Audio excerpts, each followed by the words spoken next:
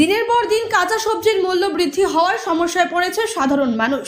কাঁচা সবজির মূল্য বৃদ্ধি রোধে উদ্যোগী হয়েছে রাজ্য সরকার। প্রশাসনিক আধিকারিকেরা বিভিন্ন বাজারগুলিতে অভিযান চালাচ্ছে যাতে কোনো প্রকার বেশি দরে কাঁচা সবজি না বিক্রি হয়। সেই লক্ষ্যে শুক্রবার উত্তর দিনাজপুর জেলার কালিয়াগঞ্জ পুরসভার পুরপ্রধান রামনিবাস সাহা ও কার্যনির্বাহী আধিকারিক মদন মণ্ডলের নেতৃত্বে পুরসভা নিয়ন্ত্রিত তারা বাজারে অভিযান চালায়।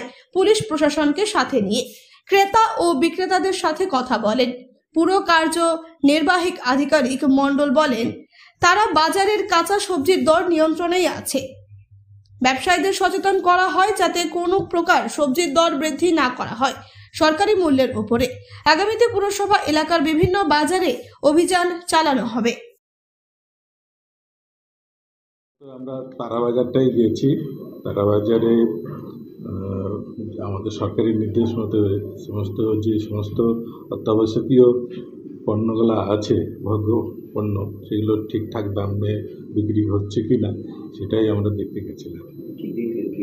মোটামুটি অন্য বাজার থেকে যে সমস্ত মার্কেট ভ্যালু সেটা ঠিক আছে। যেমন আলু 30 টাকা, তো ভিন্ডি 30 টাকা কিলো, তারপরে রসুন 200 টাকা, তারপরে পেঁয়াজ 35-40, তারপরে এরকম বেগুন 40, 45, 50 এরকম দেখছি। লঙ্কা 80 থেকে 90, 100 এইরকমই আরও দেখলাম।